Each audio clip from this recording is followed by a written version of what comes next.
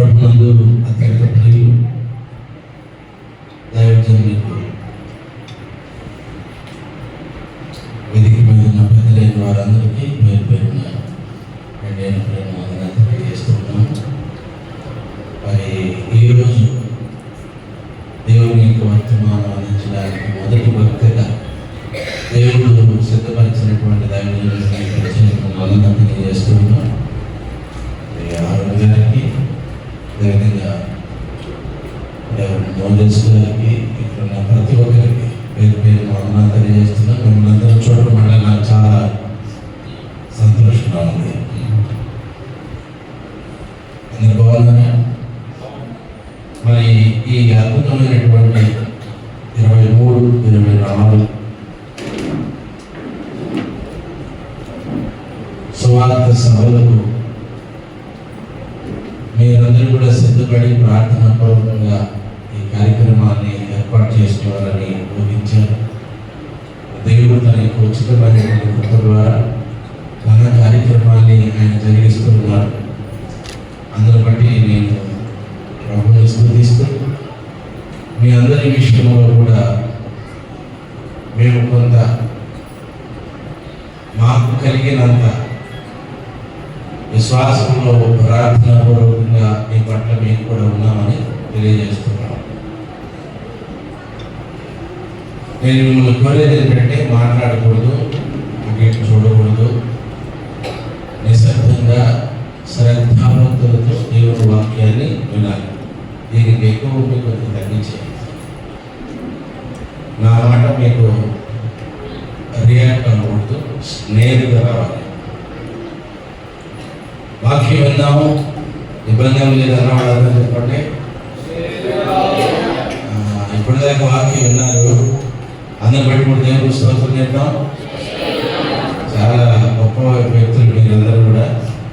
నేను చెప్పేది మాత్రం మరొకటి, ఖచ్చితంగా మీరు ఈ బలిపీఠం వైపే చూడాలి. పిల్లలు ఏమైనా ఉంటే మీరు నివారించుకోండి. ఇక వాక్య పరిచయం మనం వెళ్ళిపోదాం. ఈరోజు నేను చెప్పాలనుకున్నటువంటి ఒక మూల వాక్యాన్ని చదివించడానికి ప్రయత్నం చేస్తాను.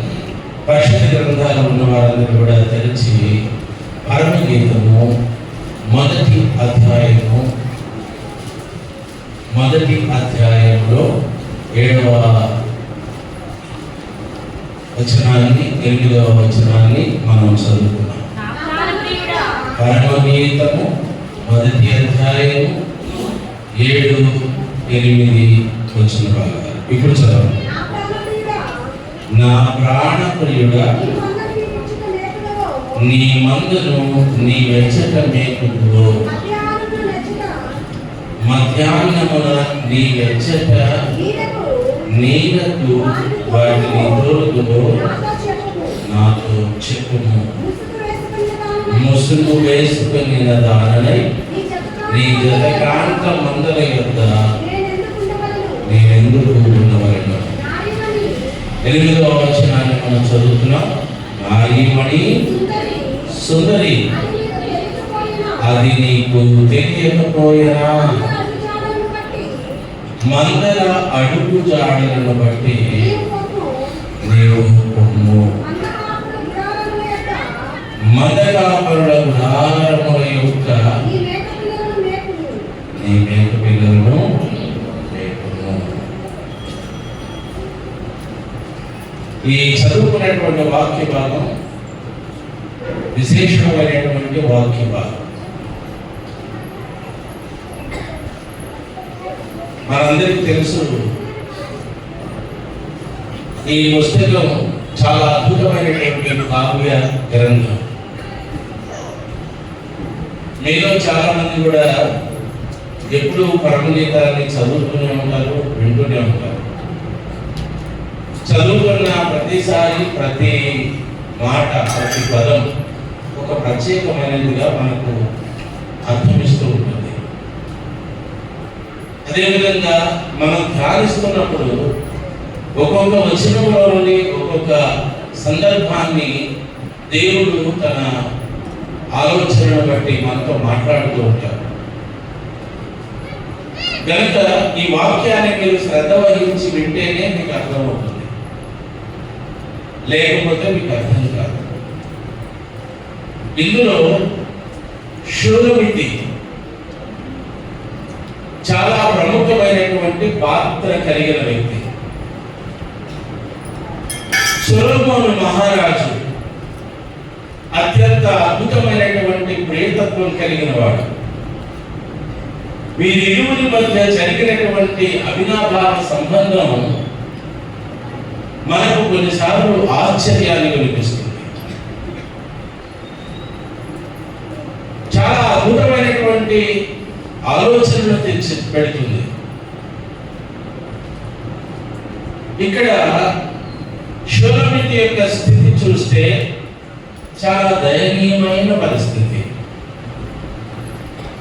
లోకంలో ఉంది, నిస్సహాయకమైనటువంటి స్థితిలో ఉంది, ఎవరు కూడా ఆదరించలేనటువంటి ఒక నిరాధారమైన పరిస్థితిలో ఉంది.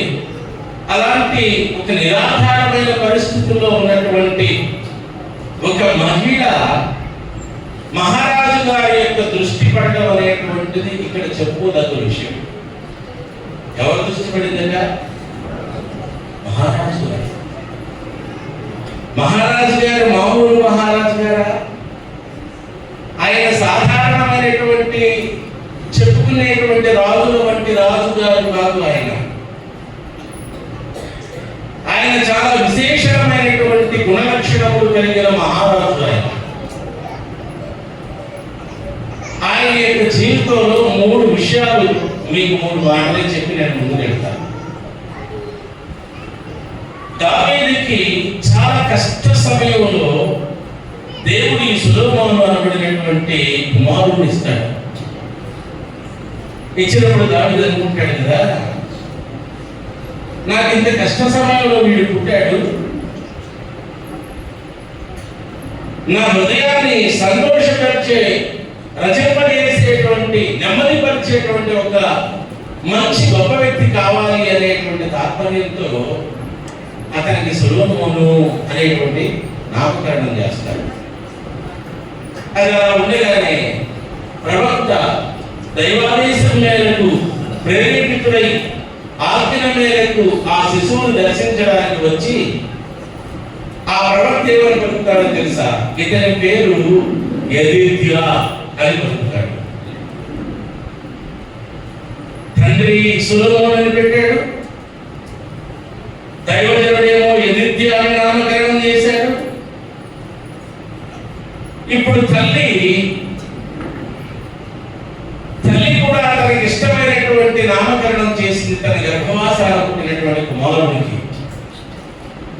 తండ్రి పిలుస్తాడు కదా, వీడు మా తాతలాగా ఉన్నాడు, మా నాన్నలాగా ఉన్నాడు, మా మామయ్యలాగా ఉన్నాడు, అచ్చం మా పూర్వీకుడు ఒకరిలాగా ఉన్నాడని ఆ పోలికలను అలంకారం చేసుకొని ఒక పేరు పెడతారనమాట. ఎవరో మాలాంటి దైవజనులు, దేవుని యొక్క అభిషేకం పొందినటువంటి ఆత్మవశులైన వారు సూక్ష్మ సాక్షాత్కారం పొందినటువంటి వారు కాబట్టి వారు వెళ్ళి ఆ శిశువును దైవాజ్ఞ మేరకు దర్శించినప్పుడు ఆత్మపూర్ణుడై పెట్టినటువంటి పేరు యెదిద్యా. ఇక తల్లి ఆరాటపట్టి బాగా ఇష్టపడి పెంచింది, పెద్దవాడిని చేసింది, చాలా నిపుణత కలిగినటువంటి వాడినిగా, చాలా నైపుణ్యం కలిగిన వాడినిగా, చాలా జాగ్రత్త తీసుకొని పెంచింది. ఇక ఆ తల్లి ఏమంటుందో తెలుసా? నువ్వు నా హృదయానుసారుడు అనేటువంటి లెమూయేలు అనేటువంటి నామకరణం చేసింది. అంటే ఈ మహారాజు గారు పుట్టినటువంటి పుటకలో ఇతనికి ఇవ్వబడినటువంటి నామధేయాల్లో ఉన్నటువంటి ప్రతిదీ కూడా అత్యంత అద్భుతమైనటువంటిది. ఒకటి సమాధానకర్త, మరొకటేమో యెహోవా దేవునికి ప్రియమైన వాడు, మరొకటేమో హృదయాన్ని హత్తుకునేటువంటి వాడు.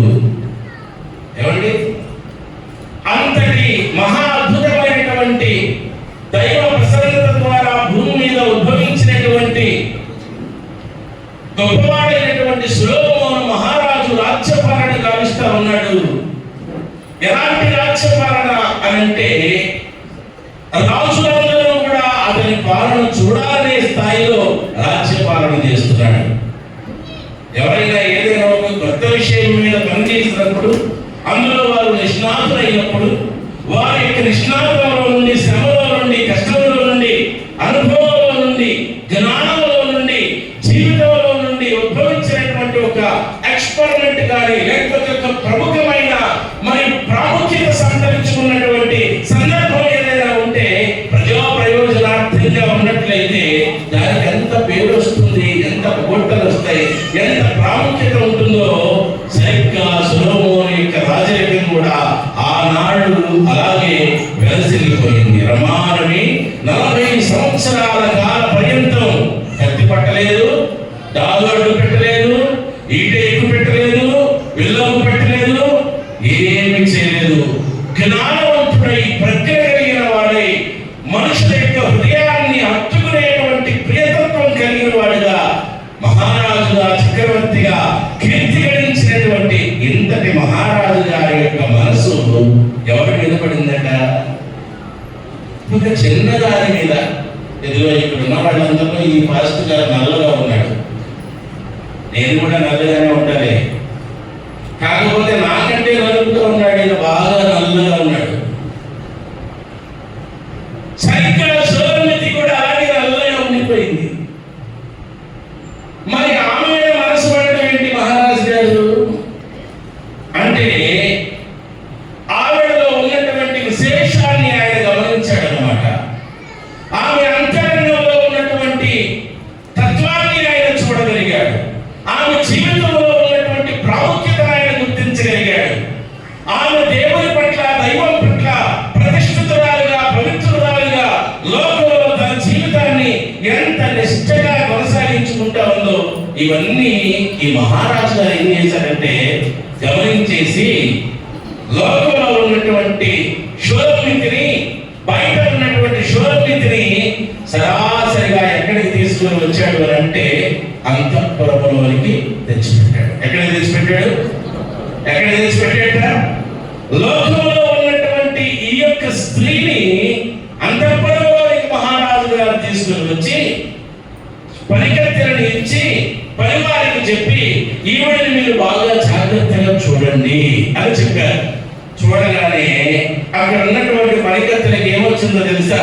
సుపదార్థం వచ్చిందనమాట. ఏమొచ్చింది? ఏమో వింటున్నారా? మీరు నేల చూస్తున్నారా, బలిపీఠాన్ని చూస్తున్నారా? దయచేసి మీరు ఇక్కడే చూడాలని చెప్పారు, మర్చిపోవద్దు. అక్కడ ఉన్నటువంటి అంతఃపురంలో ఉన్నటువంటి చాలా మంది చెలికత్తెలకు, లేకపోతే అక్కడ ఉన్నటువంటి పనిచేసేటువంటి తోటి స్త్రీలకు ఈ శూలమితిని చూడగానే ఎక్కడ లేనటువంటి బాధ వచ్చిందనమాట. ఆడ రోడ్డు మీద తిరిగి అమ్మాయిని తీసుకొచ్చి మహారాజు ఏంటారు అంతఃపురాన్ని ఇచ్చాడు, మనం సేవ చేయాలంట ఈవిడికి, మనం కొనియాడాలంట ఈవిడ్ని. అంత సౌందర్యవంతరాలేం కాదులే, ఎంత సౌందర్యవంతరాలు కాదు, కొనియాడినంత సౌందర్యవంతురాలు కాదు, చూడటానికి అంత అందమైన రంగులేమి కాదు, అంత సగసైనదేమి కాదు. ఇలాగా సూటి పోటీ మాటలు మాట్లాడుతూ ఉంటే ఆవిడ తట్టుకోలేకపోతా ఉంది. అంతఃపురంలో జరిగినటువంటి విషయాలను బట్టి ఏం చేయాలో అర్థం కాక బాధపడతా ఉంటే, మెల్లిగా ద్రాక్ష తోట ఉందమ్మా, ద్రాక్ష తోటలకు పో, అక్కడికి నీ చక్రవర్తి వస్తాడు, నీ రాజు వస్తాడు, నీతో కలిసి అక్కడ కాస్తంత సమయం ఏకాంతంగా గడపవచ్చు, నువ్వు అక్కడికి పో అని బయటికి వాళ్ళ ఎక్కడ పోయారు? ద్రాక్ష తోటలో పోయారు. గౌరవనీయులు గొట్టెముక్కల శాంతిరాయ్ గారిని వేదిక అలంకరించవలసిందిగా అధ్యక్ష బాధ్యత తీసుకుంటున్నారు.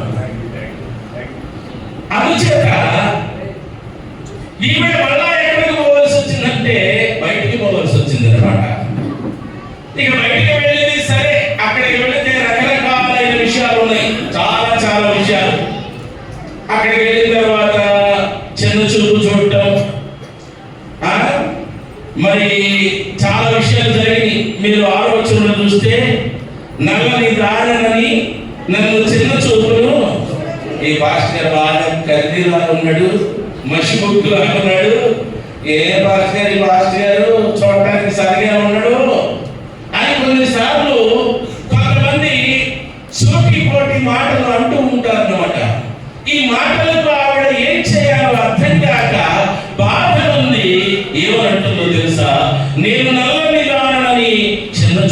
చూపులు చూడకండి. ఎందుకు నాకు నలుపు వచ్చిందో తెలుసా? ఎందుకు నేను ఎంతగా నల్లగా అయిపోయినా తెలుసా? ఎండ తగిలిందట. ఏం తగిలింది? ఎండ తగిలింది. తర్వాత ఏమిటి? నా సహోదరుడు నా మీద కురిపించి నన్ను ద్రాక్ష తోటకు కావలి గట్టిగా నుంచెని. ఈ మాటలన్నీ చెప్తా ఉన్నదన్నమాట. ఇలా చెబుతూ ఉన్నటువంటి కారణంలో ప్రభువునందు ప్రియమైనటువంటి దేవుని బిడ్డలారా, ఈవిడ లోకంలో వచ్చినప్పుడు ఇబ్బందులుగా ఉన్నాయి, అంతఃపురంలోకి వచ్చినప్పుడు ఇబ్బందులుగా ఉన్నాయి.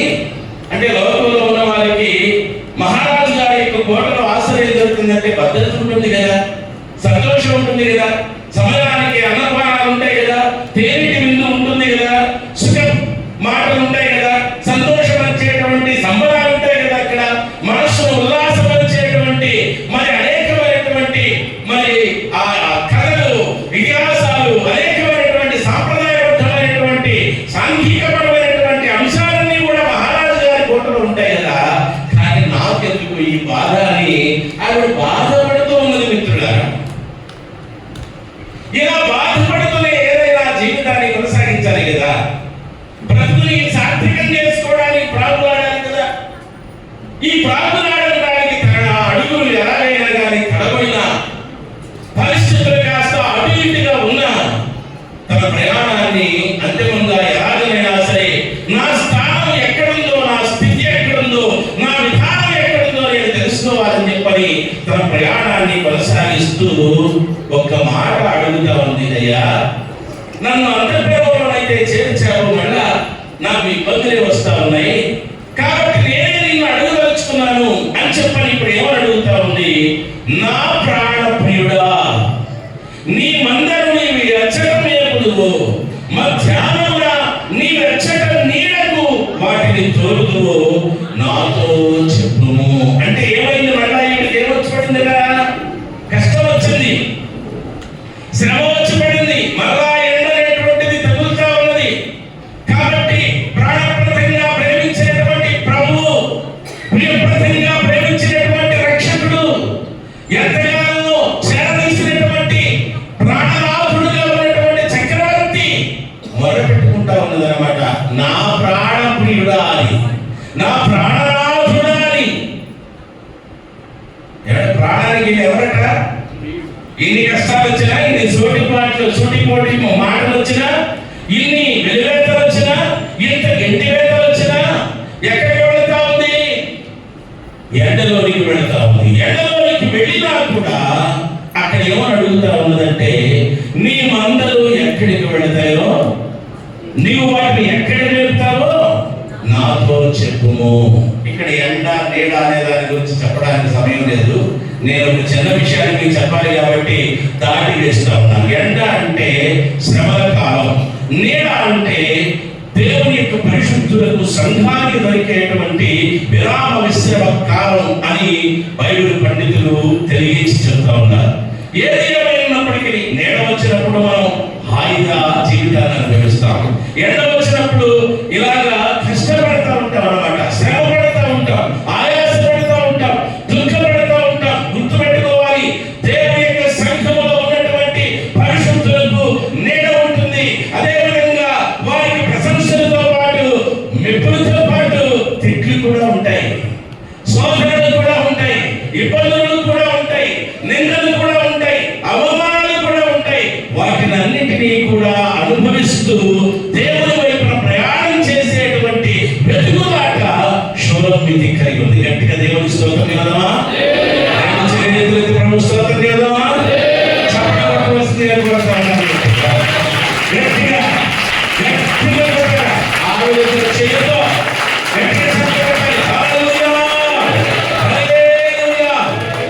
దేవుడు సుఖం వచ్చినప్పుడు సంతోషమే కానీ, శ్రమ వచ్చినప్పుడు దుఃఖమే కానీ, ఈ రెండు కలిగినటువంటి జీవిత ప్రయాణంలో మాత్రం మన అడుగులు దేవుని వైపుగా ఉండాలని ఇక్కడ నేను మీకు హితోపదేశం చెప్పి ముందుకు వెళ్ళిపోతున్నాను. 8వ వచనంలో ప్రామాణికంగా ఒక మాట నేను మీకు చెబుతాను. ఇప్పుడు 8వ వచనంలో ఏమనుంది? తన ప్రాణప్రదంగా ప్రేమించేటువంటి ప్రియుడు ఆన్సర్ చేస్తున్నాడు అన్నమాట. ఏమా, నీకేం కష్టం వచ్చింది? నీకేం ఇబ్బంది వచ్చింది? నారీ మణి, నారీ మణి ఏమిట? నారీ అంటే చెప్పండి. నారీ అంటే నారు కాదు.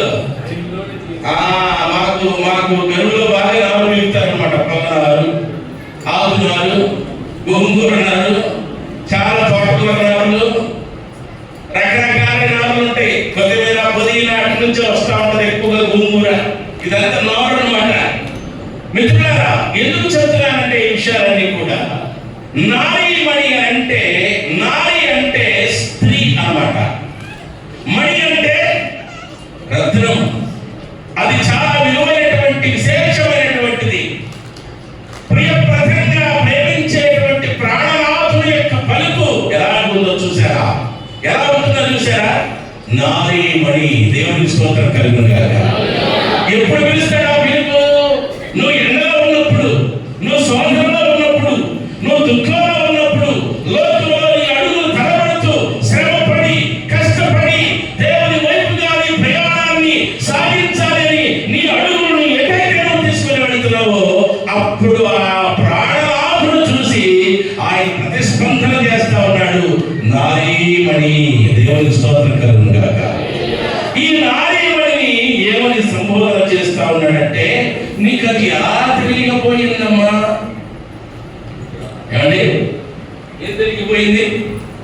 మందలు ఎక్కడ నీడకు తోలబడతాయో, మందలు ఎక్కడ మేత భూమిని కలిగి ఉంటాయో నీకు ఎందుకు తెలియకపోయిందమ్మా అని చెప్పని ఆయన చెబుతూ ఏమని చెప్తా ఉన్నాడో తెలుసా?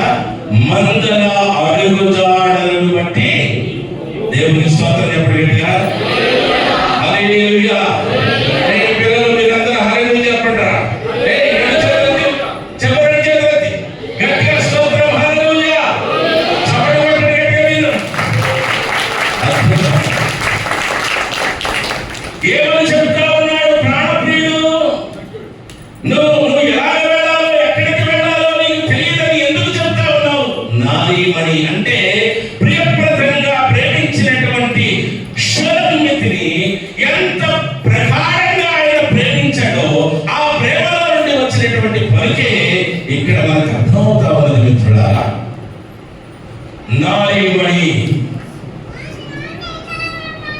ఎవరాడు? ఇక నారీమణి కంటే సుందర పెద్ద ఎక్కువేం కాదు. మణితో పోల్చుకున్నాడు ఆయన. మణి అంటే ఎవరు? ఆయనే ఆ మణి.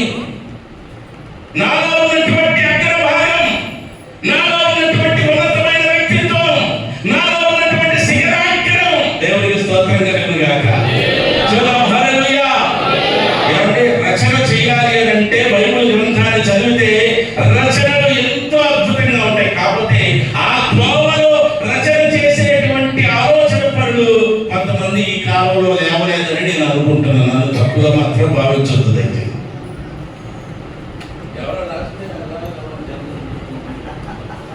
ఏమిటది? యేసు ప్రభువు ఏం చెబుతున్నాడు ఇక్కడ?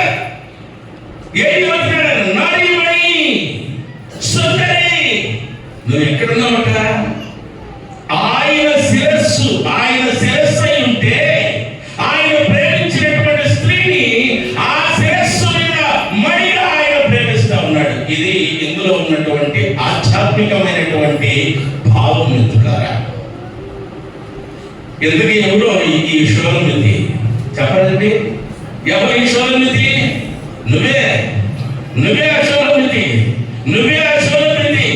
మనమే ఆ షోలమితి.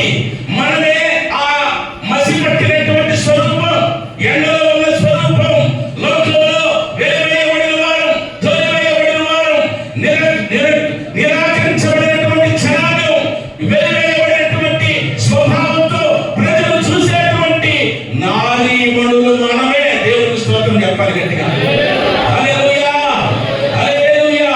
కనుక ప్రభువును ప్రేమించేవారు, ప్రభువు వరకు ఎదుగులాడేవారు, ప్రభువులో నడవాలనుకునేవారు, ప్రభు వైపుగా తమ ప్రయాణములను తీసుకుని వెళ్ళాలి అనేటువంటి వారికి దేవుడిచ్చేటువంటి అత్యద్భుతమైనటువంటి సమాధానమే నారీమణి అని సంబోధన చేస్తూ నువ్వు చాలా సౌకర్యవంతురాలు అని పొగుడుతూ ఏమని చెప్తా ఉన్నాడంటే, అది నీకు ఎలా తెలియకుండా పోయిందమ్మా?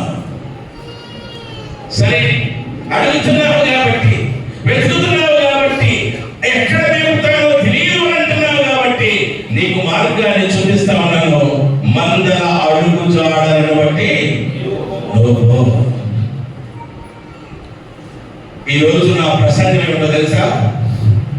అడుగు చాడలు. చెప్పడం పట్టండి గట్టిగా. అడుగు చాడలు.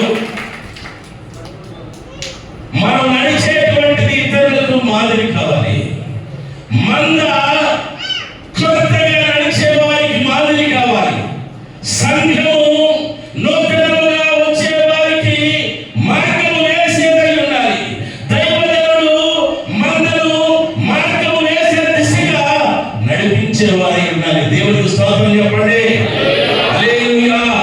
ప్రభువునందు ప్రియమైన వాళ్ళరా, జీవితం అనేటువంటిది ఎంత కష్టాలతో ఉన్నా, విశ్వాసం అనేది ఎంత కష్టపడుతూ ఉన్నా, ఎన్ని అవమానాలతో ఉన్నా, ఎన్ని ఇబ్బందులతో ఉన్నా, ఎన్ని సమస్యలతో ఉన్నా, ఎన్ని రకాలైనటువంటి ఆటుపోట్లని జీవితంలో ఎదుర్కొంటూ ఉన్నా, నువ్వు దేవుని కొరకు వెతుకులాట మొదలు పెట్టాలి. దేవుని కొరకు నువ్వు నడిచే వైపుగా వెతుకులాట మొదలు పెట్టాలి. సంఘంలో, కుటుంబంలో, గ్రామంలో, సమాజంలో దేవుని యొక్క సంపూర్ణమైనటువంటి నియమం ఏదైతే నీకు ఇవ్వబడిందో, పరిపూర్ణమైనటువంటి దేవుని యొక్క ఉద్దేశం ఏదైతే నీకు ఇవ్వబడిందో, దానిని తెలుసుకొని ఆ మాదిరికరమైన మార్గంలో నువ్వు నడుచుకోవాలి. ఈనాడు సంఘం ఎలా నడుస్తుంది? సంఘం ఎలా నడుస్తుంది? సంఘం శిఖరాగ్రం నేను చెప్తా ఉన్నా. నేను చెప్పడమే కాదు, వాక్యం కూడా చెప్తా ఉంది. అది ఎలా ఉండాలని ఆయన పరలోకమును విడిచిపెట్టాడో తెలుసా? ముడతైనను, మచ్చైనను, దాగైనను, కళంకమైనను, అట్టిది మరి ఏదైనను లేకుండా ఉండవాలని, అది పరిశుద్ధమైనదిగా, నిర్దోషమైనదిగా, తన ఎదుట నిలబెట్టబడవలెనని. దేవుని స్తోత్రం చెప్పండిగా. హల్లెలూయా. అంటే ఆయన ఉన్నతుడైతే సంఘము ఆయన ఎదుట ఉన్నతంగా ఉండాలి. ఇది మణి, నారిమణి, సుందరమైనది. ఇప్పుడు దేవుని సంఘంలో ఉన్న నీవు దేవుని రాజ్యం కొరకు వెతుకులాడుతున్న నీవు, దేవుని ఆశీర్వాదం కొరకు వెతుకులాడుతున్న నీవు, దేవుని ప్రసన్నత కొరకు వెతుకులాడుతున్న నీవు, దేవుడు నీకు సమాధానం ఇచ్చిన, ప్రత్యుత్తరం ఇచ్చిన, ప్రత్యక్షమైన వాక్యము ద్వారా నీతో మాట్లాడినా మనకి ఏం తెలియట్లేదు? ఎటు పోవాలో తెలియట్లేదు. ఎటు వెళ్ళాలో మనకు అర్థం కాని పరిస్థితి. గందరగోళం నెలకొంది లోకంలో. ఏమైనా ఒకడు డ్రమ్ము కొడితే ఒకడేమో తబలా కొడుతున్నాడు, ఒకడేమో నోలా కొడితే ఒకడేమో జాజు కొడుతున్నాడు. అసలు ఇవన్నీ కాదని ఈ మధ్య కొత్తగా ఫోన్లు వచ్చేసి చేతులకు పని లేదు, ఒంటికి పని లేదు, దేనికి పని లేదు. ఇక కూర్చొని ఎట్టు అనుకుంటే ఎట్టంటే అన్నీ అయిపోయింది. కొత్త కొత్త పోకడలు. ఏం పోకడలు అంట? ఏం పోకడలు? కొత్త కొత్త పోకడలు. కొత్త కొత్త పోకడల వలన, కొత్త కొత్త మాటల వలన, అనేకమైనటువంటి ఎన్నడూ వినటువంటి మాటల వలన శోధనకి ఏమొచ్చింది? ఎటుపోవాలో నాకు అర్థంగా. ఎవడే శోధనకి ఏం అర్థం కాలేదు. ఇటు పోవాలా, అటు పోవాలా, ఎటు పోవాలి, మందర ఎట్టుపోయింది. దేవుడు ఎక్కడ, నా యజమానుడు ఎక్కడ నాకు విరామస్థలం ఇస్తాడు, ఎక్కడ మందలకు మేతలు ఇస్తాడు అనేటువంటి విషయం ఆవిడకే అర్థం కావాలి. అంటే సంఘానికే అర్థం కావట్లేదు. మీరు గుర్తుపెట్టుకోవాలి. సంఘం అంటే సార్వత్రిక సంఘము. దేవునికి స్తోత్రం కలుగునుగాక. ఏ సంఘము? చెప్పండి, ఏ సంఘం? సార్వత్రిక సంఘం. నువ్వు దేవుని యొక్క రాజ్యానికి చెందిన దానివైతే, చెందిన వాడవైతే, చెందిన వాడవైతే, ఆ పరిచయంలో ఉంటే, ఆ వాక్యంలో ఉంటే, ఆ నడిపింపులో ఉంటే, ఆ నాయకత్వంలో ఉంటే, ఇప్పుడు దేవుడు చెప్తున్నాడు, మంద కాపరుల జాడలో దేవుని స్తోత్రం చెప్పాలి. మంద కాపరులు అంటే వారు దేవుని కొరకు ప్రతిష్ఠించబడినటువంటి భక్త సమాజము. దేవుని స్తోత్రం చెప్పాలి. వాకాలు చూసిపోయేవాడే వాడు ఎక్కువయ్యారు. మనుషులు చూసి అనుసరించేవాడు వెళ్ళిపోయాడు. ఒకడు ఎట్ట ఎట్ట ఎట్ట ఎట్ట ఎట్ట అంటాడు, ఎట్ట ఎట్ట ఎట్ట ఎట్ట అంటాడు. ఏంటి ఇది? పూనక వచ్చిందా ఇప్పుడు? ఆత్మ వచ్చిందా ఇప్పుడు? ఆత్మ వస్తే, పూనక వస్తే సత్యాన్ని గురించి నువ్వు ప్రకటించాలి కదా. నీకు ఇదేంటి? ఇదేమన్నా పీకుడాట, రాకుడాట? నా ప్రియమైన దేవుడు, నన్ను క్షమించాలి దయచేసి. నేను ఇలా తోటి సహోదరుడు నేను అంటున్నానని మీరందరూ కూడా నన్ను మన్నించారు. మన్నించారా? మన్నించారంటే చెప్పండి, మీరు చేయగలిగితేనే. ఏది మన్నించారు లేదా అంటే ఎవరిని మనం ఏది తప్పు పట్టకూడదు, అది నా కాన్సెప్ట్ లో ప్రధానమైంది. కానీ దుయ్యబట్టవలసిన సందర్భం వచ్చినప్పుడు మనం దుప్పులో కలుపులు పేకాలి కదా. నా పని వచ్చింది కాబట్టి నేను చెబుతున్నాను.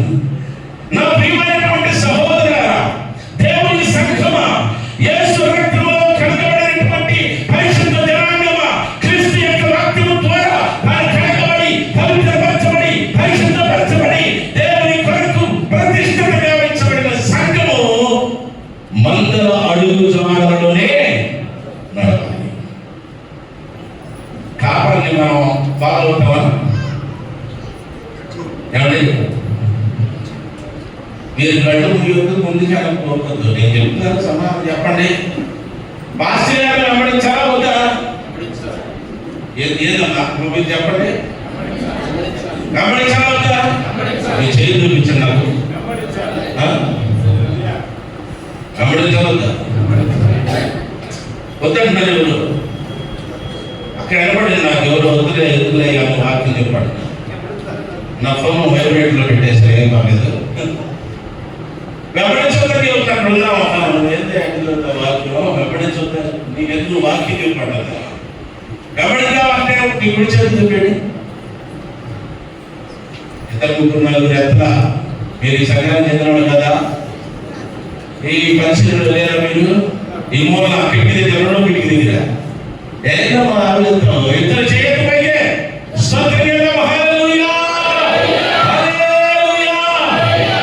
మందకాపరుడు అడుగు జాడల్లో సంఘము నడవాలి. దైవజనులు కష్టపడి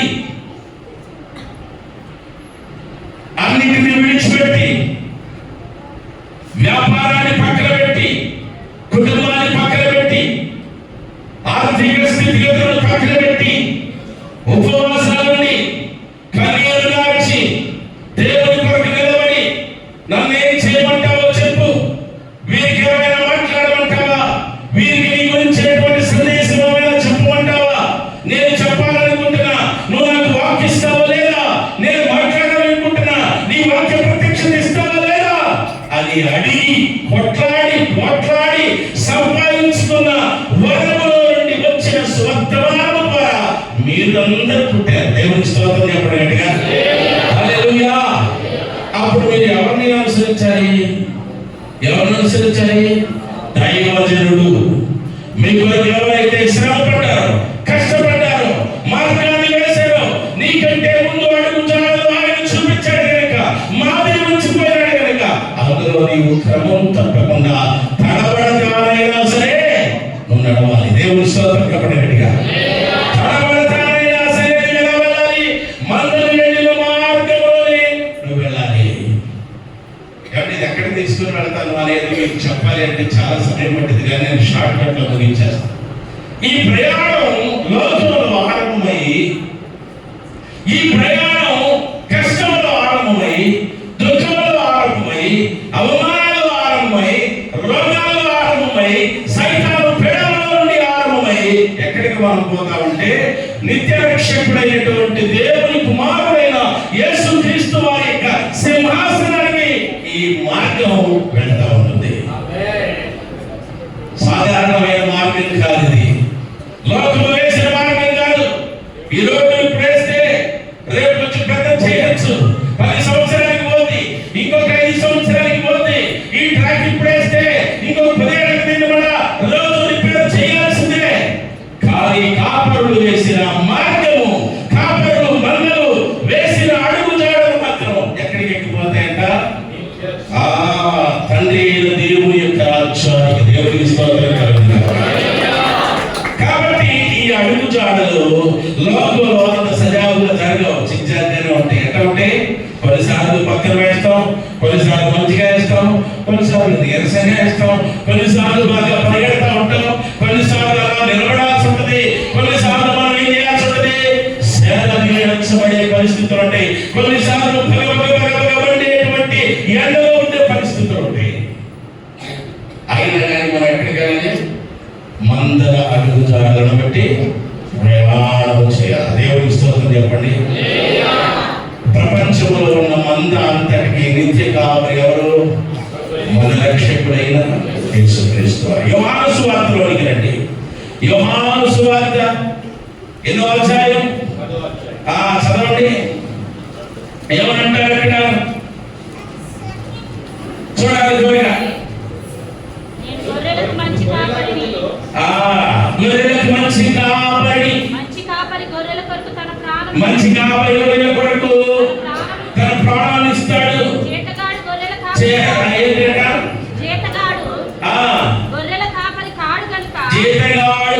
కాపరి కాడు గనుక గొర్రెలు తనవి కానందున తోడేలు వచ్చి చూచి 11వ అధ్యాయం 15వ వచనం చూడండి. తండ్రి నన్ను ఎలాగున ఎరుగును, తనను ఏ విధంగా ఎరిగి ఉంటాడో, నేను తండ్రిని ఎలాగ ఎరుగుదును, నేను తండ్రిని ఎలాగ ఎరిగి ఉన్నాను, అలాగే మీరు నా గొర్రెలను ఎరుగుదును, మీరు నా గొర్రెలను ఎరుగుదును. ఏంటంటే తెలియదు. ఇక్కడ ఏం చేస్తుంది శోధనది? ఎటు పోవాలో తెలియట్లా, ఎక్కడికి వెళ్ళాలో తెలియట్లా. కానీ యేసు ప్రభువు ఏమంటున్నాడు? లోకంలో ఉన్నటువంటి మనుషులు కూడా ఎవరిని ఎరగాలో, ఎవరిని తెలుసుకోవాలో అని ఎవరిని ఉంచైతే వారు ఎదురు చూస్తా ఉన్నారో, ఎవరిని కనుగొనాలని వారు లోకమంతా ధర్మం అని ప్రచారం చేస్తూ దేవుని వరకు నడుస్తుంటారు. వాళ్ళకే సుడిగా చెప్తా ఉన్నాడు యేసు ప్రభువు. మీరు ఎవరినైతే అడుగుతున్నారో ఆయననే నేను. మీరు ఎవరి కోసం అయితే ఎదురు చూస్తున్నారో నేనే అక్కడికి తీసుకుని వెళ్తాను. కాబట్టి కాపరి స్వరము గొర్రెలు వింటాయి, గొర్రెలు కాపరి స్వరాన్ని ఎరిగి ఉంటాయి. దేవుని స్తోత్రం కలుగునుగా. ఈ కనెక్టివిటీ దైవజనుడితో ఏ సంఘంలో ఉన్న విశ్వాసులు అయితే ఉండవో అక్కడ సమస్యలు ఉంటాయి. సహవాసంలో ఈ కనెక్టివిటీ సేవకుడికి మధ్య ఎక్కడైతే ఏ ఫెలోషిప్ అయితే ఉండదో అక్కడ గొడవలు ఎదుస్తాయి. ఎవరుస్తాయి చెప్పండి? ఎవరుస్తాయి? అప్పుడంటేనేమో సొలొమోను కాలంలో ఏ టెక్నాలజీ లేదు. ఇప్పుడైతేనేమో ఏముంది? మనకి ఏముంది? అన్ని రకాలైన దుర్వినియోగాలు ఉన్నాయి. ఏ వినియోగాలు? దుర్వినియోగాలు అన్నమాట. అప్పుడు దుర్వినియోగం చేసుకోవడానికి ఏమీ లేక ఆవిడ ఏం చేసిందంటే కాస్తంత అటు ఇటు తచ్చట్లాడి ఇక ఎవరిని అడిగినా ఉపయోగం లేదులే, నా ప్రాణనాథుడిని అడుగుతానని చెప్పని ఆయన్ని అడిగినప్పుడు ఆయనే కాస్తంత ఆలస్యమైన జవాబిచ్చి ఇదిగో అడుగుతాడన్న బట్టి నీవు వెళ్ళు. దేవుని స్తోత్రం కలుగునుగా. మిత్రులారా, ఏం చెప్తున్నానంటే ఈ సందేశాన్ని బట్టి మనం లోకంలో ఎన్ని రకాలైనటువంటి ఆశలు మన దగ్గరకు వచ్చినా, ఎన్ని రకాలైన ఇబ్బందులు మనల్ని చుట్టుముట్టిన, ఎన్ని రకాలైనటువంటి పరిస్థితులు మనల్ని గలిబిలి చేసిన, మనము ఎవరిని ఎరిగి ఉండాలి?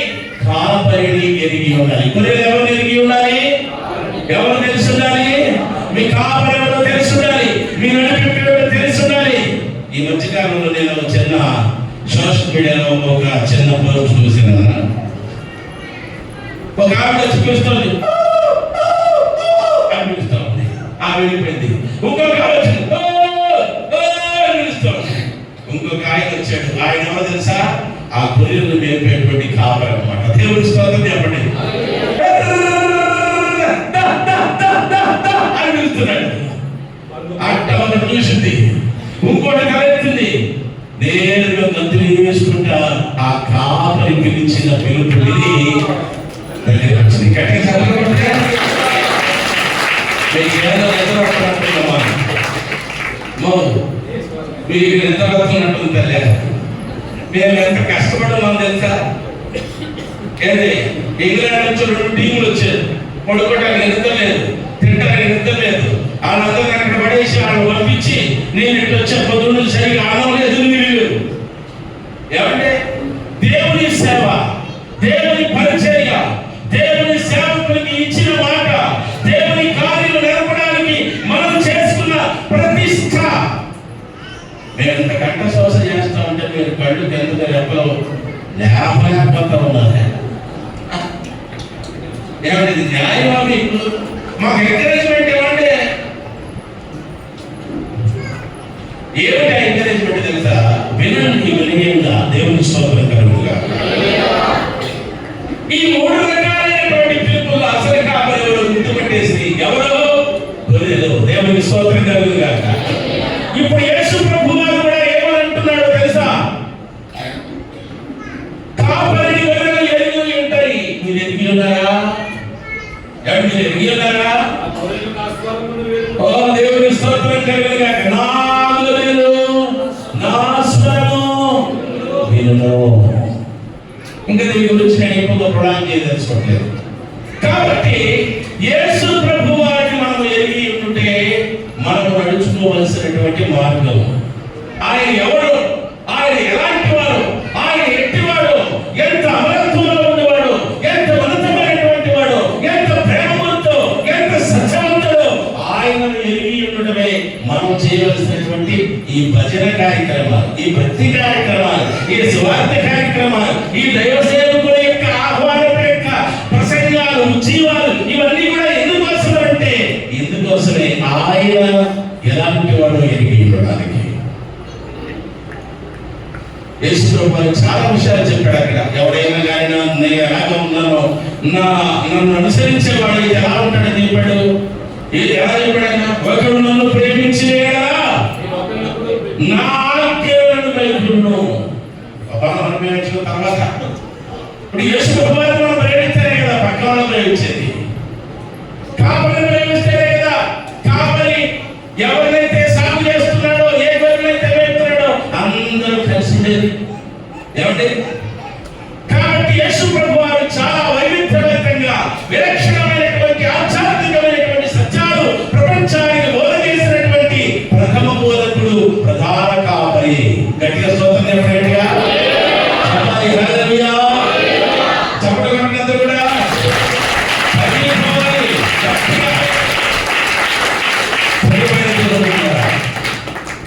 ఇలాగ ప్రాణనాథుడు చేసినటువంటి హితోపదేశమును బట్టి ఇప్పుడు 100 అడుగు జాడలలో ఆవిడ నడుస్తా ఉన్నదట.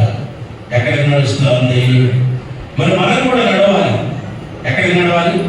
మనం కూడా నడవాలి. 1-2-3 విషయాలు చెప్పి నేను ముగించేస్తాను.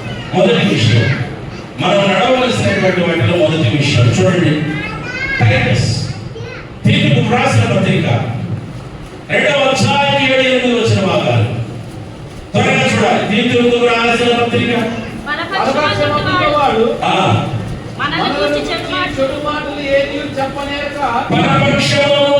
మనలను గురించి చెడు మాట ఏది చెప్పక సిగ్గుపడినట్లు అన్నిటి యందు నేను నీవే సత్కార్యముల విషయమై ఎలా కనబరుచుకోవాలంట? మన అడుగుజాడు ఎలా ఉండాలి? ఎలా ఉండాలి? సత్కార్యములతో కూడినటువంటి మాదిరికరమైన అడుగుజాడు. పరపక్షమందు మనకి ఎప్పుడు ఏముంటాయి చెప్పండి? సుడిపోటు పాటలే ఉంటాయి, తిట్లే ఉంటాయి, మెప్పులు ఉండవు, మెప్పులు అసలు ఉండవు. ఎందుకంటే వాడు నిన్ను అంగీకరించరు కనుక, నీ మార్గంలో వారు ఉండరు కనుక, నీకున్న ప్రేమలో, నీకున్న విశ్వాసంలో, నీకున్న ప్రార్థనలో, నీకున్న భక్తిలో నువ్వు లోకాన్ని పాపాన్ని విడిచిపెట్టి దేవుడిని ప్రేమించు ఆయన మార్గంలో నువ్వు నడవడానికి వచ్చావు కాబట్టి ఎప్పుడు కూడా పరపక్షం నీకు ఎప్పుడు పోరాడుతూనే ఉంటుంది. గొడవలు వస్తూనే ఉంటాయి.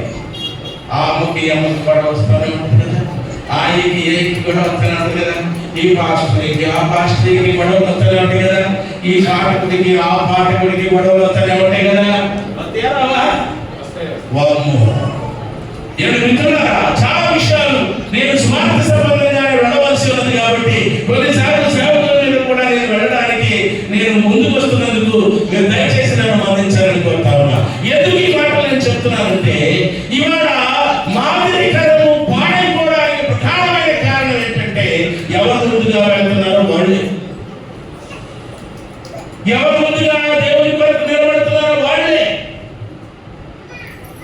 నేను ఇప్పుడు చెప్పేటువంటి మాటలో ముఖ్యమైన మాట ఏంటంటే, సాధ్యమైనంత వరకు మనం తప్పు లేకుండా ప్రాక్టీస్ చేయాలి. ఏం చేయాలి? ప్రయత్నం చేయాలి. తప్పు లేకుండా మనకు తెలిసినంత మేర ఆ మతం కాదు, ఈ మతం కాదు, ఆ చర్చి కాదు, ఈ చర్చి కాదు, ఈ సహవాసం కాదు, ఆ సహవాసం కాదు, ఈ వ్యక్తి కాదు, ఆ వ్యక్తి కాదు, ఆమె కాదు, ఎమ్మ కాదు, ఎవరితోనైనా కానీ ఎలా ఉండాలి? తప్పు లేకుండా ఉండాలి. దేవుని స్తోత్రం చెప్పాలి.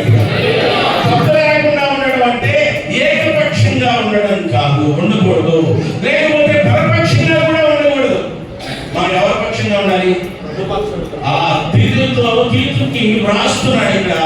తన లేఖలో పొందుపరచబడినటువంటి అత్యంత అద్భుతమైనటువంటి తన యొక్క కళ నుండి చాలుగారిన గోల్డెన్ వర్డ్స్ అన్నమాట. ఒక్కొక్క అక్షరం ఒక వైవిధ్యభరితమైనటువంటిది. సత్క్రియలందు మాదిరిగా చూపించుకోవడం. దేవుని స్తోత్రం చెప్పండి. ఇప్పుడు ఎట్ట కనపరుచుకుంటాం? నేనేమో పైన ఒక వస్త్రం వేసుకొని కనపడుతున్నాను. ఏమండి నేనేది కదా బిషప్ లాగా. ఈ అన్న అయితేనేమో టక్ వేసుకుని వచ్చాడు, ఆ అన్న అయితే మోడీ కోట్ వేసుకుని వచ్చాడు, ఇంకొక అన్న అయితే మామూలుగానే వచ్చాడు, ఈ అన్న అయితేనేమో బంధితులే వచ్చాడు. ఇది మా ఎక్స్ప్రెషన్. మా ఒంటిని మేము కాపాడుకోవడానికి మాకు ఎలాంటి దుస్తులైనా వీటిని మేము ఇష్టపడి వేసుకున్నాం అన్నమాట. ఇందులో మీకు ఏం కనపడుతుంది? ఏమైనా కనపడిందా? రంగులో ఏమైనా కనపడిందా? కొన్ని వెళ్తున్న ఫ్యాక్ట్లో ఏమైనా కనపడింది మీకు? మనము బాహ్యమైన విషయాలు ఎంతగా చూస్తాం, ఆధ్యాత్మికమైన విషయాల మీద దృష్టి మనం సాధించట్లేదు.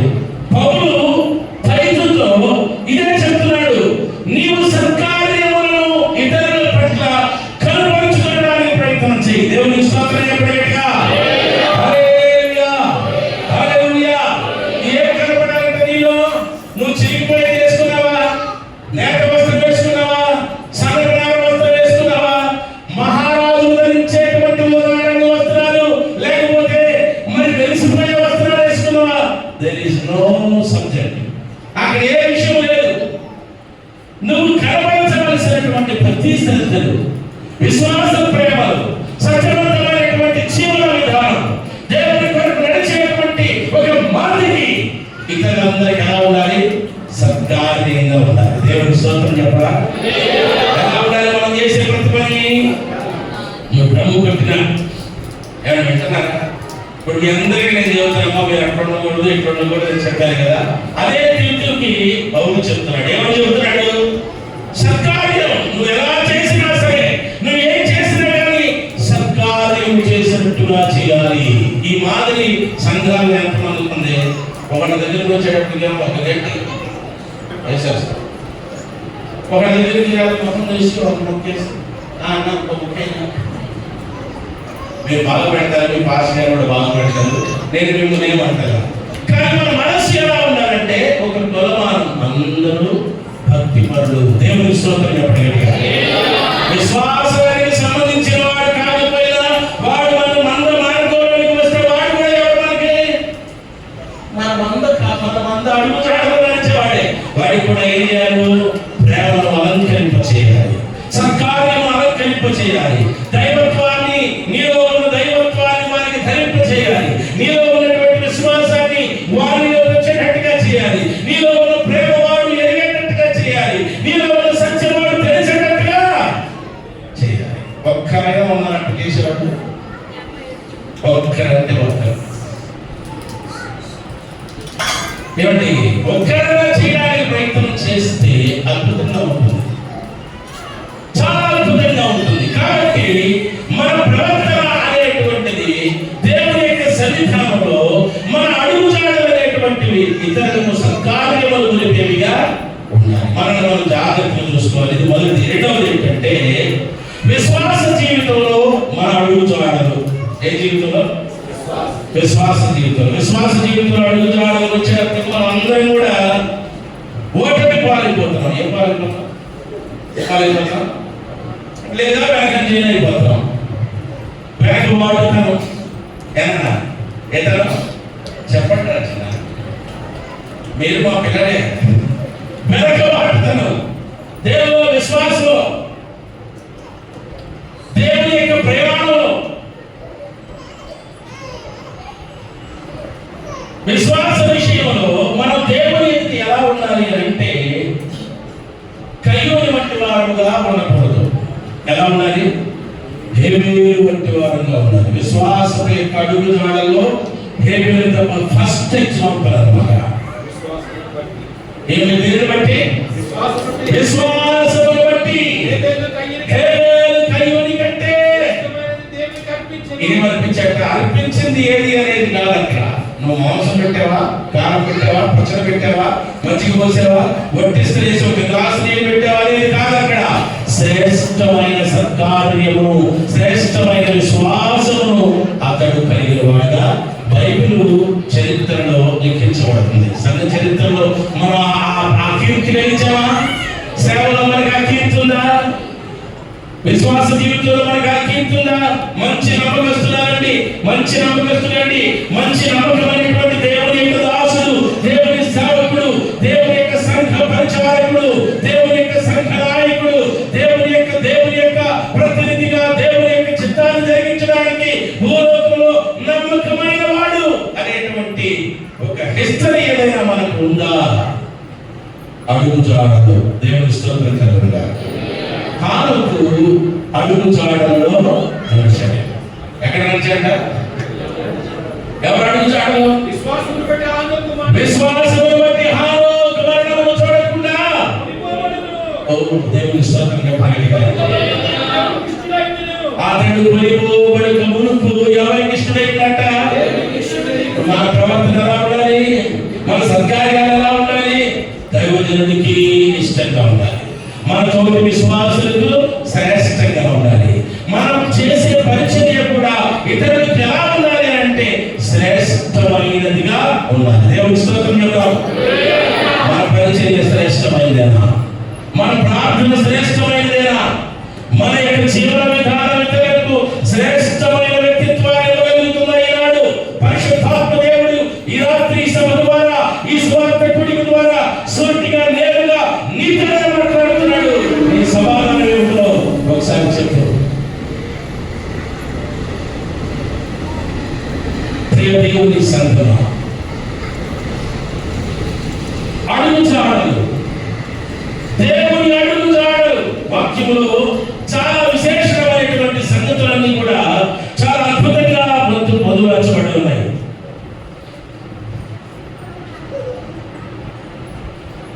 చాలాసార్లు అందరికీ మంచి చేయాలని ఉంటుంది, మంచి చేయడానికి ప్రయత్నం చేస్తూనే ఉంటారు. కొన్నిసార్లు సత్క్రియలు చేయాలంటారు, సత్క్రియలు కూడా చేస్తూనే ఉంటారు. కొన్ని సందర్భాలు నమ్మకంగా ఉండాలి అనుకుంటారు, నమ్మకంగానే ఉంటారు. కానీ నమ్మకంలో ఏమి అడుగులు కనబడతాయంటే ఊరుకు ఏముండదు. చెప్పండి, ఏముండదని మన మూతి మీద కూడా తీసి కళ్ళని పడు కనబట్టే చూడము కదా. ఏం కనపడాలి? విశ్వాస జీవితంలో ఏం కనపడాలి? సత్క్రియలు చేయడానికి ఇష్టపడతారు, విశ్వాసం ఉండడానికి ఇష్టపడతారు, శ్రేష్టంగా ఉండడానికి ప్రయత్నం చేస్తూ ఉంటారు. ఈ ప్రయత్నాలలో ఈ నడిచేటువంటి నడకలు అడుగుజాడలో ఏముండాలి అంటే ఓర్పు. ఏం కావాలి? ఓర్పు కావాలి. ఓర్పుతో కూడినటువంటి అడుగుజాడలు దేవునికి స్తోత్రం చెప్పగలిగా. యాకోబు పత్రిక 5వ అధ్యాయము 10వ వచనం 11వ వచనం భాగంలో మీరు చూసినట్లయితే యోబు యొక్క సహనము, నా సహోదరులారా ప్రభు నామమును బట్టి బోధించిన ప్రవక్తల యొక్క శ్రమానుభవమును ఓపికకును మాదిరిగా, ఏ మాదిరి? మందల అడుగుజాడల మాదిరి. ఏ మందలు? మనకంటే ముందు శ్రమ పడిన వారు, ప్రాణం పెట్టిన వారు, అవమానము పొందిన వారు, కొట్టబడిన వారు, నెట్టివేయబడిన వారు, వెలివేయబడిన వారు, బాధించబడిన వారు, వారి యొక్క ఓర్పు ఏ విధంగా మాదిరికరంగా ఉందో ఆ ఓర్పును మాదిరిగా ఉంచుకున్నాము. దేవుని స్తోత్రం చెప్పండి. ఇప్పుడు పట్టండి కరతాళాలతో దేవుని నామమును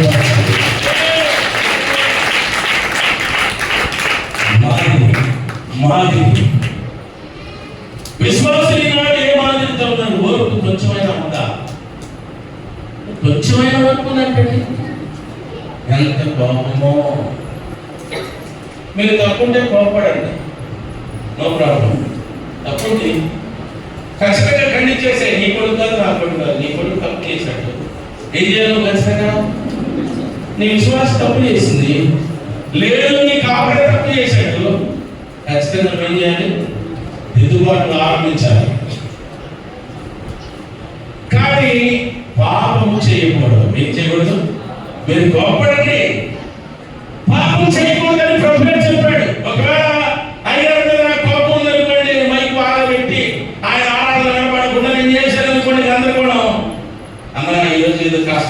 ఉత్సాహం ఎక్కువైంది దేవుని పట్ల, క్షమించాను. రేపు వచ్చే ఆదివారం నేను తగ్గించి మా వారు కనపడి మేము పెట్టుకుంటామని అన్నకి చెప్పాను అనుకో, దాన్ని దేవుని కొంచెం చేసుకోవాలంటాడు. వ్యతిరేకత కాస్త ఎగిరిపోతుంది.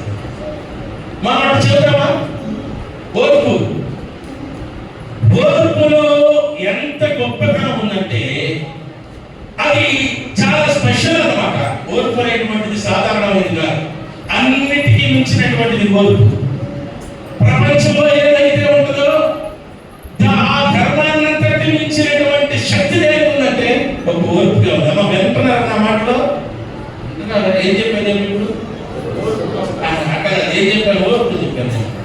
ప్రపంచంలో ఉన్న ధర్మానికి అంతకంటే మించినటువంటి గొప్పతనం ఏముంది? ఓర్పుకే ఉంది. దేవుని స్తోత్రం చెప్పండి. హల్లెలూయా, హల్లెలూయా. ఓర్పు తీర్పుని మించి అతిశయపడును, బైబిల్లో ఉన్నమాట. తీర్పుకి మించి ఏమో అతిశయపడుతుందట ఓర్పే. అంటే ధర్మశాస్త్రం లోకంలో ఏదైనా ఉంది అని అంటే ఆ ధర్మాన్ని అంతటికి మించినటువంటి గొప్పతనం దేనిలో ఉంది అని అంటే ఓర్చుకోవడంలోనే ఉంది. అందుకని మా ఆయన అంటాడు, అయ్యో ఓర్చుకుంటే కోరుకు సత్య పోనైతుందా, ఏంటి కొడుకుటెంత ఎవడయ్యానండి, కొడుకుటెంత సత్యుడెంత. కాబట్టి పరిశుద్ధుల లోకంలో ఎలా ఉండాలి అంటే మనకు ముందుగా తమ జీవితాన్ని బలంగా పెట్టి వారి రక్తాన్ని ధారపోసి వారి మోకాళ్ళ ప్రార్థన చేసి ఉపవాసముల ద్వారా జాగరణలు చేసి కన్నీరు కార్చి ఆత్మల రక్షణార్థ నిమిత్తమై వారు చేసినటువంటి శ్రమానుభవం యొక్క పెట్టుబడే ఈ రోజున ఈ వైభవపేతమైన ఈ దేవాలయము, ఈ పరిచర్య.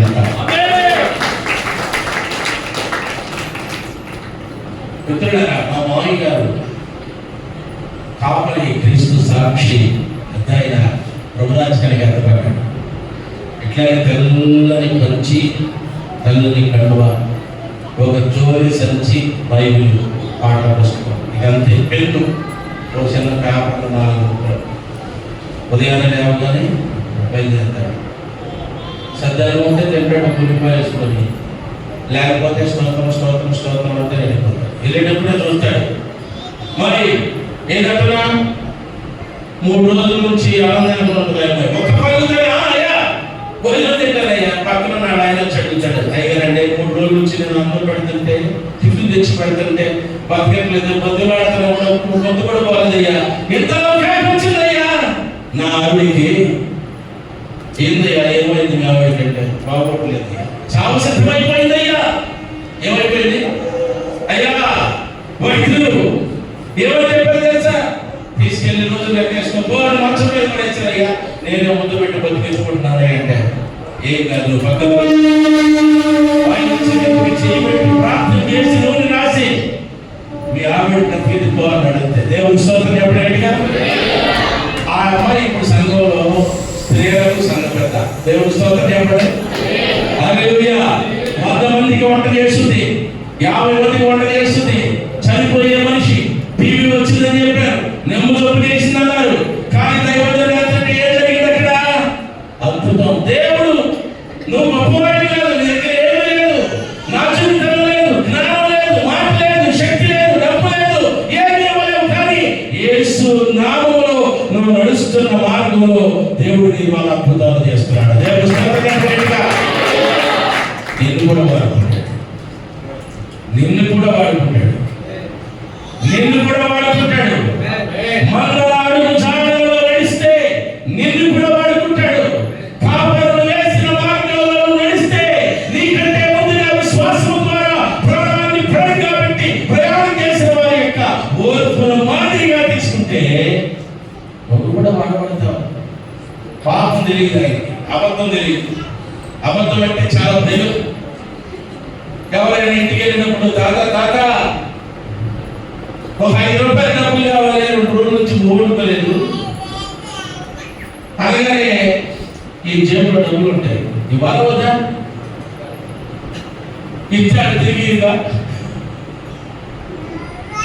ఇవ్వాలని అయ్యారు చెబుతున్నాడు, ఇవ్వాలని అయ్యారు కూడా తెలుసు.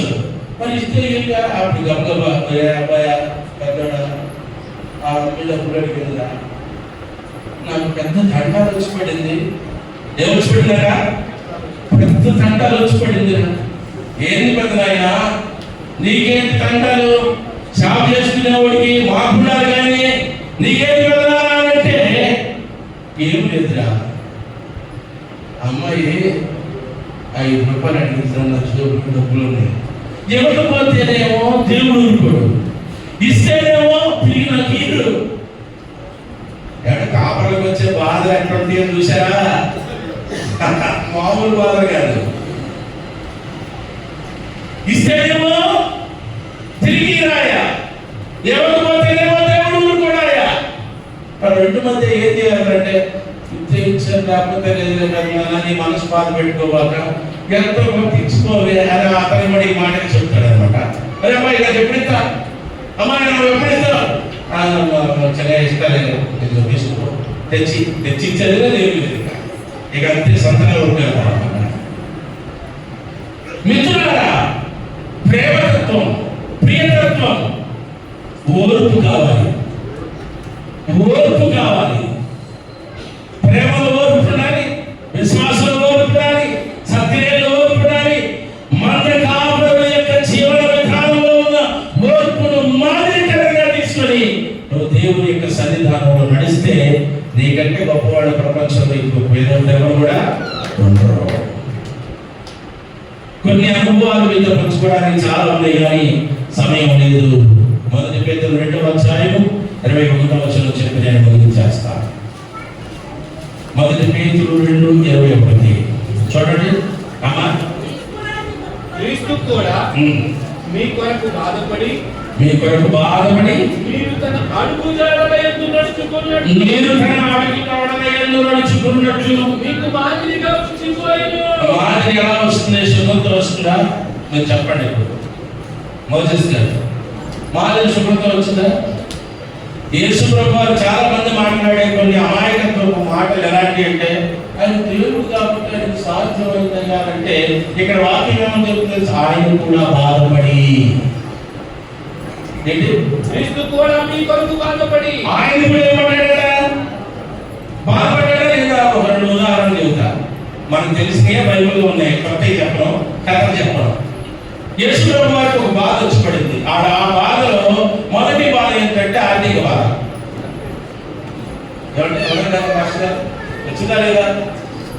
సిమోన్ పేతురు హాయిగా ప్రశాంతంగా ఫెలోషిప్ చేస్తున్నారు, మాట్లాడుకుంటా ఉన్నారు. మనం ఇచ్చేసేయాలి, అలా చేసేయాలి, రేపు కొబ్బరి పంపుకోవాలా, ఎల్లుండి గల్లీకి వెళ్ళాలా, ఆ తర్వాత కెమిసల్ దగ్గరికి వెళ్ళాలా, ఆ తర్వాత మాత్రం దగ్గరికి వెళ్ళాలి, ఆ తర్వాత దేవాలయానికి వెళ్ళి ఈ రోజు దేవుని యొక్క ధర్మశాస్త్రాన్ని సాధించాలి. ఏది నాకు అర్థగారంలో ఏది కొత్తగా ఉంటాడనుకుంటున్నావా? వాక్యం ఎప్పుడు నిత్యమవుతున్నాయి. ఇలా మాట్లాడుకుంటూ కరెక్టర్ వచ్చాడు, పన్ను వసూలు చేసేవాడు. ఎవరు? పన్ను వసూలు చేసేవాడు. మా వింటున్నారా? నేను అయ్యగారు తిరుగుతున్నానని అయ్యగారు కనుకోబాగిన వాక్యం సుమార్త మీకే ఈ సభలు మీకోసం అయ్యగారు కష్టపడి పెట్టాడు. వినండి వాక్యాన్ని. వెళ్ళాడు, ఇలాగ మాట్లాడుకుంటూ సంతోషంగా ఉండగానే ఎవడో ఫోన్ చేస్తాడు, మా డబ్బులు ఎప్పుడు కడతావు? మీ లాస్ట్ ఈఎంఐ పెండింగ్ ఉందండి, మళ్ళా ఈఎంఐ వస్తుంది, మీరు ఇప్పుడు కడతారా లేదా? ఒక కాలు కట్ అయింది, రెండో కాలు వచ్చింది. నేను బ్రాంచ్ మేనేజర్ను మాట్లాడుతున్నాను, మీరు ఈఎంఐ ఎందుకు కట్టలేదు? అదైపోద్ది. టెలికాన్ఫరెన్స్ లో చేస్తాడు, కొడతా ఉంటాడు, రింగ్ మీద రింగ్, టక్ ఈ బాధ తట్టుకోలేక నాదులాగా ఫోన్ అప్ చేసుకోవాలి. ఏమండి? అంతేగా చేసేది లేదంటే ఒక రోజు మనకి డబ్బులు దొరికేదాకా మొహన్న చంపేసుకోవాలి. యేసు ప్రభు అలా చేయడానికి అవకాశం లేదు. మనకి చేసేవాడు కాదు, దాటేసేవాడు కాదు, మోమాటం లేనివాడు, సత్యాన్ని మాట్లాడేవాడు, సత్యాన్ని గురించి సాక్షి ఇవ్వడానికి లోకములో పుట్టినటువంటి వాడు, లోకములో ఉన్నటువంటి మానవులకు సత్యం అంటే ఏమిటో తెలియజేయడానికి వచ్చినటువంటి సత్య ప్రభు కనుక అడగగానే ఏమయ్యా సిమోనా బానిసలమా స్వతంత్రులమా? ఒకటే క్వశ్చన్. అంటే ఏంటి? ఆయనకి బాధ కలిగింది అన్నమాట. ప్రభు అని ఏం కలిగింది? అప్పుడు దాకా ఆయనకి డబ్బు అవసరం రాలా, వస్త్రం అవసరం రాలా, తిండి అవసరం రాలా, నిద్ర అవసరం రాలా. కానీ డబ్బు ప్రభు వారిని కూడా ప్రశ్నించింది బైబిల్లో. మిమ్మల్ని ఎప్పుడైనా ప్రశ్నించిందా? అమ్మో, మెనీ మెనీ టైమ్స్. నాకేం చెప్తున్నారా? యేసు ప్రభు వారు దాని ద్వారా శ్రమ పెట్టబడ్డారు. దాన్ని మనం సింపుల్గా చదువుకుని వెళ్ళిపోతాం. విశ్లేషణ సంబంధం. ఆయన ఏం చేయాలి? ఒకటే మాట్లాడినాడు. నేను అడుగుతున్నాను, మనకు దాసులమా స్వతంత్రులమా? ఇది చిన్న మాట కాదండి, నిజం చెప్తున్నాను. ఏదన్నా నేను నీకు పుట్టలేదా? డాక్టర్ కోర్సు చదివించా, బాగానే ఉంది. నేను బైక్ కొనుక్కున్నాను, నా ఈమెయిల్ డబ్బులు లేవు, నా ఫోన్ అయిపోయి వాడు వచ్చి నన్ను అడుగుతున్నాడు 2000 కొట్టమంటే పట్టలేదు. ఏది నాన్న మీ కొడుకు అడగడం? డబ్బు బాధ. యేసు ప్రభు వారు కూడా బాధపడి ఇక ఏం చెప్పాడంటే, ఆయనే మారి ఎవరు మారి? ఆయనే మారి, ఆయనే చేపలోకి వెళ్ళి, ఆయనే ఒక షెకేలుగా రూపం తెచ్చుకొని, ఆ షెకేలుగా చేపలోట్లో నుండి బయటకు వచ్చి ఆయన కోసం ఆయనే కట్టుకున్నాడు.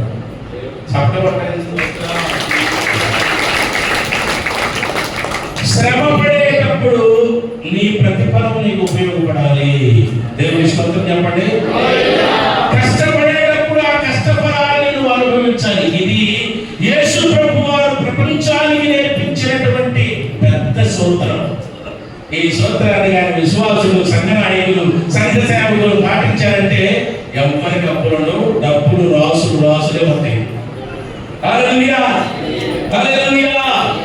ప్రియమైన దేవుని బిడ్డలారా, ఆయన ఆకారాన్ని మార్చుకున్నాడు, ఆయన స్థాన చలనమైనాడు, ఆయన భూమి మీద ఉన్నవాడు, జలచక్రంలో సంచారం చేసేటువంటి చేప గర్భంలోనికి వెళ్ళి ఒక షెకేలుగా తనను తాను రూపు చేసుకుని వచ్చి మళ్ళా ఇక్కడ వచ్చి పేతురు దగ్గర నిలబడి, పేతురు నీ కొరకు 6 షెకేలు కొట్టు, మిగిలింది నా కొరకు.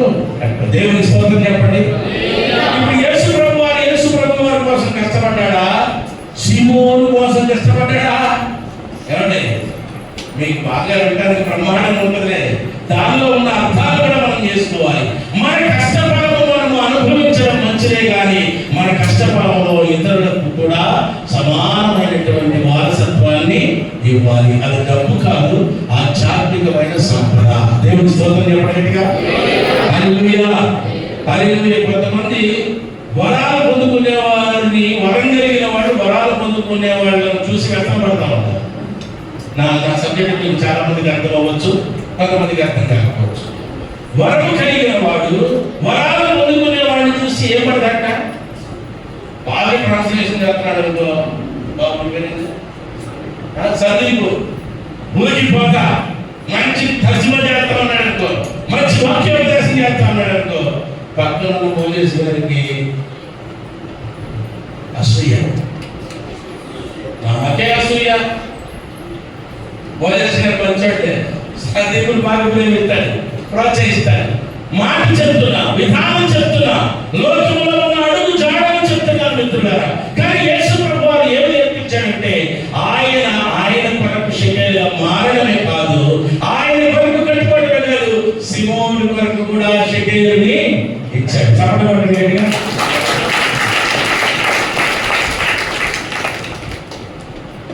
ఈ నాలుగు మాదిరికరం అనేటువంటిది ఆయన వాళ్ళకి వచ్చిపోయాడు. ఆయన శ్రమపడి కష్టపడి. దీని అర్థం ఏంటంటే, సంఘము లోకములో ఒక పెట్టుబడి. స్తోత్రం చెప్పండి గట్టిగా. సంఘము ఒక లోకములో ఒక పెట్టుబడి. అది ఎవరి వాడు ఇవ్వబడింది? యేసుక్రీస్తు వారి వలన ఇవ్వబడింది. పేతురు కోసం అభిషేకాలు ఆయన కట్టాడు, కానీ వాస్తవానికి లోకమంతటి వరకు ఆయన రక్తాన్ని ధారపోశాడు.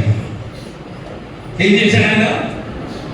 క్రీస్తు తన స్వరక్తం ఇచ్చి సంపాదించినటువంటి సంఘము. సంఘం ఎవరిది? ఆయన కష్టంలో వచ్చింది,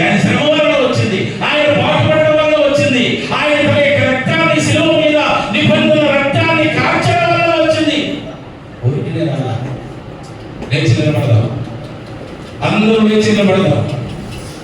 శ్రమ వలనే ఈ రోజు నువ్వు ఉన్నావు ఇక్కడ. శ్రమతో కూడిన పెట్టుబడి నువ్వు. ఈ పెట్టుబడి దుర్వినియోగం కాకూడదు, పడిబడి పడకూడదు, అడుగులు తడబడకూడదు. ఈ పెట్టుబడి ఎలా ఉండాలో తెలుసా? లోకములో అనేకులకు మాదిరికరంగా ఉండాలి. మాదిరికరంగా ఉండాలి. ఎలా ఉండాలి? మాదిరికరం.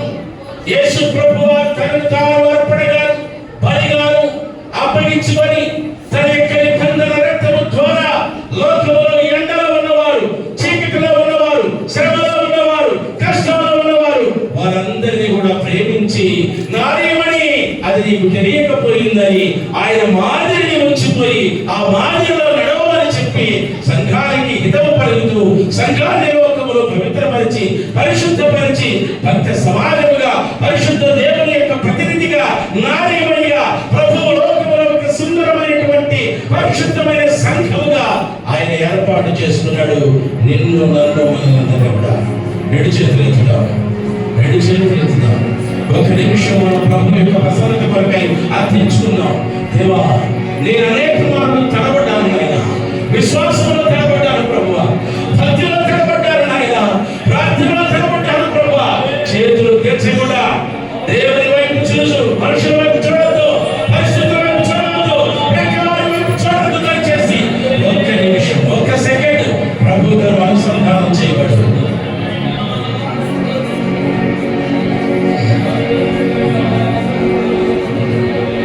అడుగుదాం చేతులెత్తి, మనసు సాచి అడగడానికే గుర్తు చేతులు చాచుట.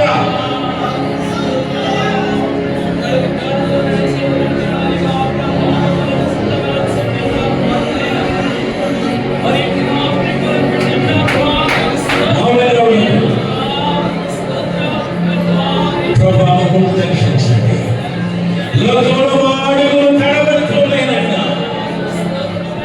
పరిస్థితుల ముందరను తీవ్రమైన ఎడలోకి నెడుతూ ఉన్నాయి. మనుషులు మా మీద కాని మాటలు ఆడుచున్నారు. ఓర్పును దయచేయి. మాదిరికరమైన భక్తుల యొక్క జీవితంలో ఓర్పు నాకు ఇవ్వనైనా నా కుటుంబానికి దయచేయి ప్రభా. గుండె బాదుకై యేసయ్యా రా నా కుటుంబంలోనికి. నీ సన్నిధిలో నిలబడి అడుగుతున్నాను నైనా, నాకు సహాయం చేయవా ప్రభువా. నీవే మనకు మాదిరి,